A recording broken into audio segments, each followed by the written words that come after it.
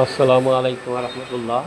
আমি বিডিআরের সাবেক লাসনার সহকারী মোহাম্মদ আব্দুল সালাম, কুষ্টিয়া সেক্টর সদর দপ্তর, সংযুক্ত ইসলাম বিডিআর হাসপাতাল, নীলফারা, ঢাকা।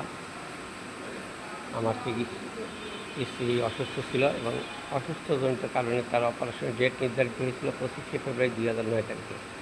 আমি 25 এবং 26 2009 তারিখে বিডিআর পিলখানা উপস্থিত ছিলাম। উপস্থিত থাকাকালীন আনুমানিক 9টা 25 ঘটিকার দিকে আর কি একজন আরপি দেখি 36 ব্যাটালিয়নের প্রশিক্ষণ মাঠ থেকে মধ্যে দিয়ে দৌড়ায় এসেছে। তাকে জিজ্ঞাসা করলাম কী হয়েছে। তিনি বললেন যে দরবারে গণ্ডগোল হয়েছে। এর মতো অবস্থায় আমার শিশু ছেলে সহ আমি 10টা চা নাস্তা খাওয়ার জন্য ম্যাচের সামনে উপস্থিত ছিলাম। এর মতো অবস্থায় সেখান থেকে দৌড়ায় গিয়ে আমার স্ত্রী গাইনি ওয়ার্ডে 2য় তলা অবস্থান ভর্তি ছিল। সেই তুমি আমি তার কাছে যাই 25 তারিখ 25 থেকে নিয়ে 26 তারিখ আনুমানিক 7টা 20 পর্যন্ত অবস্থান করছিলাম। তো সেই ঘটনা আমাকে আমার 25-26 তারিখে আমাকে বিদ্রোহী দেখে কিছু সংখ্যক বিডিআর হাসপাতালের কিছু সংখ্যক সৈনিক নার্স আমার বিরুদ্ধে মিথ্যা সাক্ষী দিয়েছিল, যার পরিপ্রেক্ষিতে আমার 2 বছর 6 মাস কারাদণ্ড দেওয়া হয়েছিল 14 জুলাই 2012 তারিখে।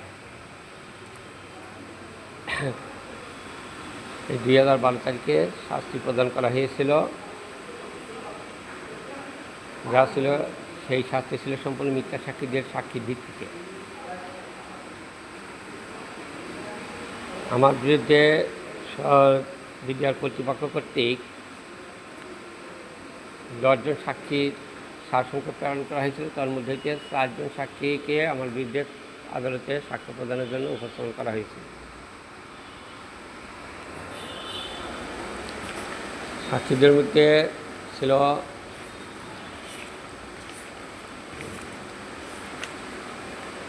যারা সাক্ষী দিয়েছিল, আমি তাদের নাম বলছি। সাক্ষী দিয়েছিল জেসিও আমার বিরুদ্ধে গেট দিয়া 26 তারিখ বিকালবেলা গেট দিয়ে যাইতে দেখছেন, এই মানুষ সাক্ষী দেন জেসিও 4-1-6-7 সুবেদার মেডিকেল অ্যাসিস্ট্যান্ট আবুল কালাম ব্যাপারী। তারপরে সাক্ষী দিয়েছিলেন আমার বিরুদ্ধে প্রসিকিউশন সাক্ষী নম্বর ছিল 68,423 সিপাহি মেডিকেল অ্যাসিস্ট্যান্ট আবু সাইদ মোহাম্মদ সালেক, ASM সালেক সংক্ষিপ্ত। তিনি আমার সাথে তার বক্তব্য বলেন যে 25 এবং 26 ফেব্রুয়ারি 2009 তারিখে বিডিআর বাহিনী ব্যাটালিয়ন থেকে আগত যে সমস্ত রুগী OPD ট্রিটমেন্ট নেয় তাদের জন্য আবাসস্থল OPD বিরাগ বলা হয়, যাকে ব্যাংক বিল্ডিং বলা হয়। তার 2 তলা ব্যাংক, 3 তলা থেকে 3-4 তলা হলো OPD রুগীরা থাকে। তিনি আমার বিরুদ্ধে দেখেছেন 3 তলায় 25-26 তারিখে তিনি অবস্থান করছেন, আমাকে দেখেন না। কিন্তু প্রকৃতপক্ষে আমি ছিলাম অসুস্থ ছিলাম, যেহেতু রুগীর সবাই ছিলাম।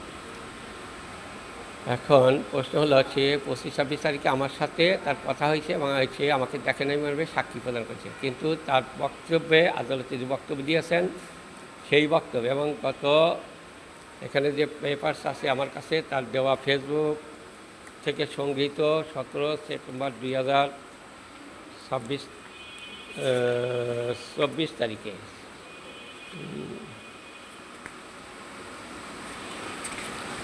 এখানে যে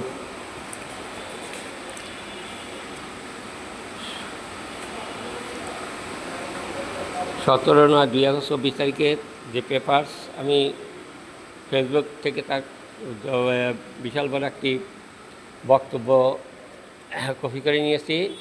তাতে দেখা যাচ্ছে যে সে 25 এবং 26 2009 তারিখে 25 তারিখ দরবার হলে হাজির ছিলেন। দরবার হল থেকে সে ফায়ার হওয়ার পর পাইয়া সে চলে যায় তার বাইরে ভাড়া বাসায়। সেখানে সে 25-26 তারিখে অবস্থান করে এবং সরকারি ঘোষণা মোতাবেক বিডিআর পিলখানা যোগদান করে। অথচ সে সাক্ষী প্রদান করে যে আমি 25-26 তারিখে ব্যাংক বিল্ডিং ছিল, যা ছিল সম্পূর্ণ মিথ্যা এবং ভিত্তিহীন।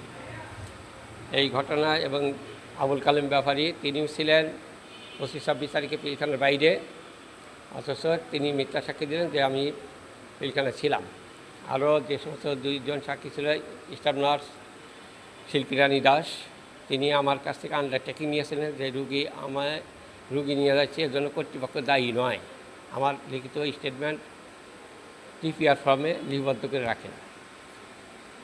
এবং একজন সৈনিক সিপাহী নজরুল ইসলাম, তিনি আমার বিরুদ্ধে সাক্ষী দিয়েছিলেন যে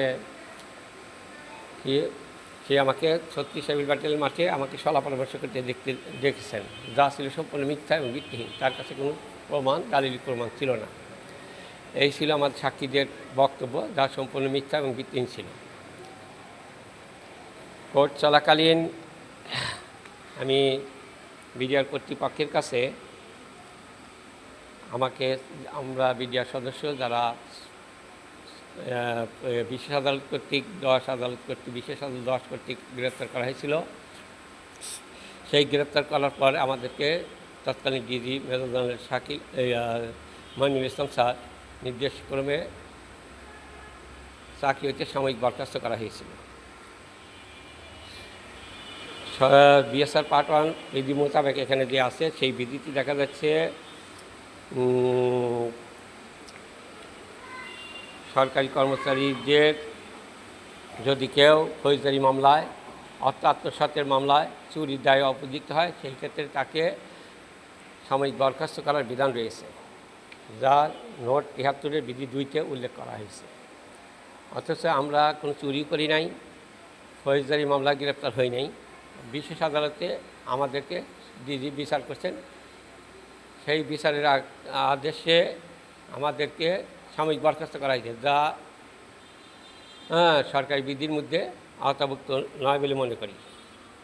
যেহেতু আমরা ফৌজদারি মামলা গ্রেপ্তার হয়নি এবং চুরির অপরাধে হয়নি, দিনার দায়ে অভিযুক্ত হয়নি, সেই হেতু এই সাময়িক বরখাস্ত ছিল অবৈধ বলে বিবেচিত।